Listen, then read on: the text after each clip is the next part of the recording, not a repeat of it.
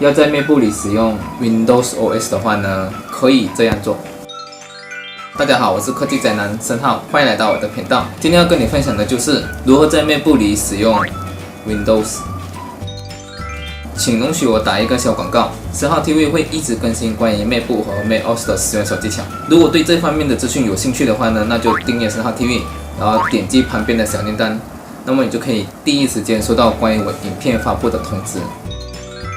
虽然说有很多 software 可以在 macOS 和 Windows 使用了，不过无可否认的是，还是有一些的 software 呢，只可以在 Windows 上面使用。因为这样的情况 ，MacBook 的用户呢，必须要在自己的 macOS 里安装 Windows， 要在 macOS 里面安装其他的 OS， 像是 Windows 或者是 Linux 的话呢，我们称这个动作为 virtualization。要执行 virtualization 的话呢，我们需要有一个 virtual machine， 这里简称为 VM。我会在这里提供3种不同的 VM 来供大家参考。这3种 VM 呢，各有各自的长处和短处，你可以根据自己的喜好来选择使用它们。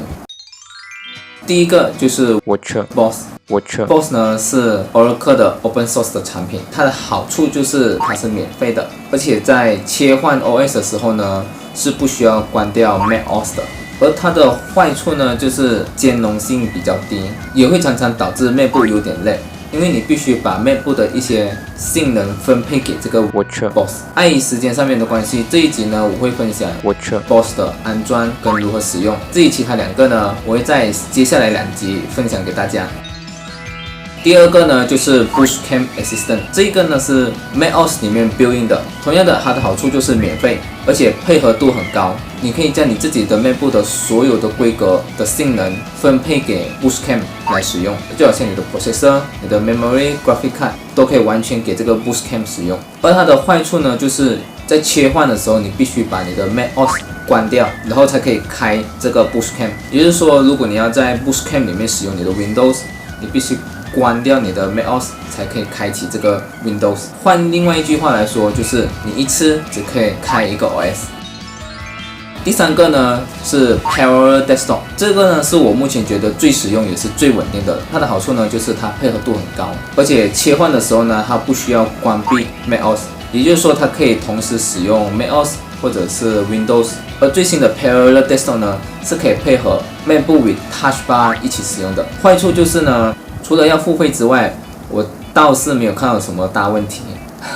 因为时间上面的关系，这一集呢我只会分享如何安装和使用 VirtualBox。 关于 Bootcamp 和 Parallel Desktop 呢，我会在接下来的2集分享给大家，所以不想错过这方面资讯呢，就赶快订阅申浩 TV。OK， 要使用 VirtualBox 的话呢，你需要有 VirtualBox 的 App 跟一个 Windows 的 iOS。 这个 VirtualBox 的 link 呢，我会放在说明文，你们只要点击进去就会到这一个页面了。这里呢，你只要点击这个下载完后，只要跟着它的方式 install 就行了。这里呢，我会直接进入到如何使用这个 VirtualBox。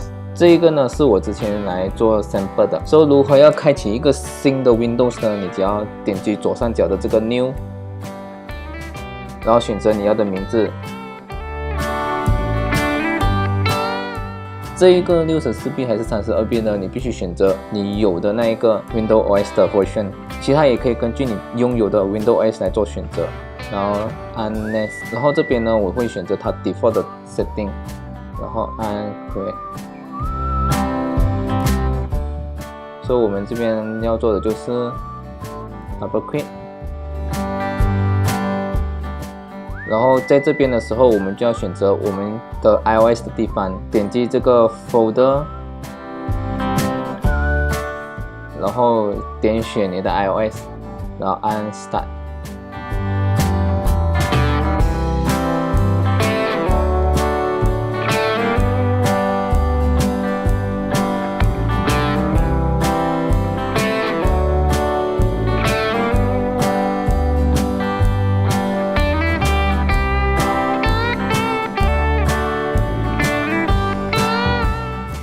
然后就根据它的 installation step by step 下去，你就可以到你的 Windows 10了。